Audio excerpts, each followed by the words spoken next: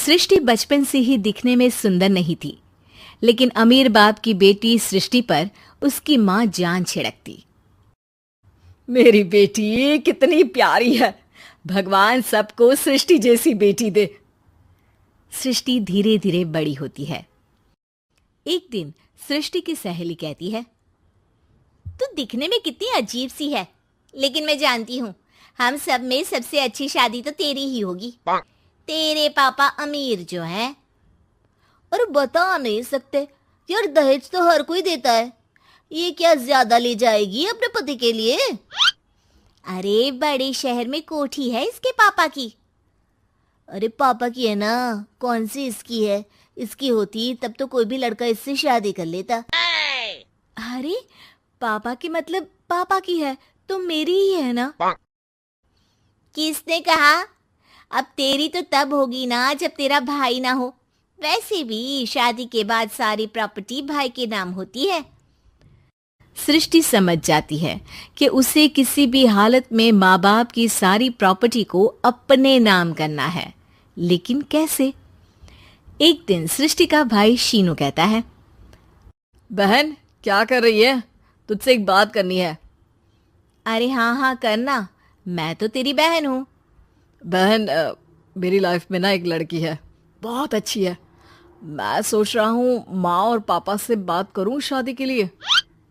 सृष्टि को समझ में आ जाता है कि भाई की शादी होते ही भाभी उसे एक दिन भी घर में बर्दाश्त नहीं करेगी। क्या बात है भाई, बताना कौन है वो? यार वो बहुत अच्छी लड़की है, पढ़ी लिखी है, मेरे साथ जॉब भी करती है। बस एक प्रॉब्लम है। प्रॉब्लम? क्या प्रॉब्लम है भाई? यार वो शादीशुदा है, लेकिन उसके पति ने उसे सिर्फ इसलिए छोड़ दिया क्योंकि उसके माँ बाप दहेज नहीं दे पाए। सृष्टि ये सुनकर न जाने क्यों खुश हो जाती है। अरे भाई तो क्या हुआ, लड़की तुझे तो पसंद है ना? शीनू को लगता है कि बहन उसे समझ रही है। वो इस बात से अनजान होता है कि उसकी बहन की मंशा पूरा घर हड़पने की है। सृष्टि अपनी माँ से कहती है, मम्मी मुझे तो बहुत चिंता है, पता है शीनू क्या कर रहा है? अरे क्या कर रहा है, वो तो काम पर जाता है और वापस घर आता है। नहीं ना माँ, वो यही तो नहीं कर रहा, बाकी सब कर रहा है। आपको पता है उससे प्यार है, और वो भी एक शादीशुदा लड़की से। ये क्या हो गया, मैं सोसाइटी में क्या मुंह दिखाऊंगी? अरे तेरे पापा तो यही कहेंगे कि मैंने ही उसे बिगाड़ दिया है। माँ देखो, मेरी बात मानो, पापा पर भी विश्वास करने की जरूरत नहीं है। अब आप ही बताओ, पापा इतनी देर घर के बाहर रहते हैं क्यों, बोलो? अरे बेटा वो तो नौकरी करते हैं ना। तू बहुत भोली है माँ, पापा का ऑफिस तो 7 बजे खत्म हो जाता है, लेकिन देखो कितनी देर से आते हैं। अरे नहीं नहीं बेटा, ऐसी कोई बात नहीं है। सृष्टि माँ को एक औरत से बात करते पिता की फोटो दिखाती है। देखो माँ कैसे हैं पापा, मैं ना कहती थी कि पापा सही नहीं है। मैं तेरे पापा से बात करूंगी, दे फोटो मुझे। ओ माँ, वो तो डिलीट हो गई। लेकिन चल, तूने तो देख लिया ना, पापा से बाद में बात कर लेना, और हाँ मेरा नाम बिल्कुल मत लेना। हाँ माँ। अब क्या था, सृष्टि के माँ और पिता के बीच झगड़ा होना शुरू हो जाता है। सृष्टि के मन में क्या चल रहा था कोई नहीं जानता था। एक दिन, माँ सृष्टि के लिए एक लड़का देखा है, वो लोग शाम को उसे देखने आने वाले हैं। और हाँ माँ, एक खुशखबरी, मैं और पापा मिलकर एक नया बिजनेस ट्राई कर रहे हैं। शाम को लड़का आता है, सांवले रंग का। सृष्टि को तो बिल्कुल भी पसंद नहीं आता। लड़की की माँ कहती है, लड़की का चेहरा तो कोई खास नहीं, लेकिन अगर मेरे बेटे को आप लोग सेटल कर दें तो मैं उसकी शादी आपकी बेटी से करवा दूं। सृष्टि को लड़का बिल्कुल पसंद नहीं था। उसे भाई पर गुस्सा आ जाता है। लड़के वालों के जाने के बाद कहती है, माँ देखा शीनू मेरे लिए कैसा लड़का लेकर आया, न दिखाने लायक न सुनने लायक, सेटल भी नहीं, वो भी हम करे। अरे माँ, मैं जानती हूँ ये मेरी शादी किसी भी घर में क्यों करवाना चाहता है। अरे कैसी बात कर रही है बहन?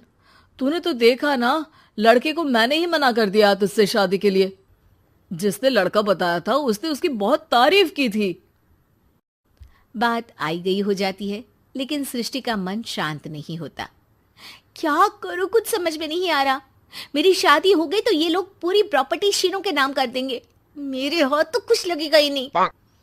तभी सृष्टि को आइडिया आता है। वो किसी वकील को फोन करती है। जी देखिए, अगर आपके मम्मी पापा का तलाक हो जाता है तो आपके पिता की आधी प्रॉपर्टी आपकी माँ के नाम हो जाएगी, फिर उसे वो किसी को भी दे सकती है।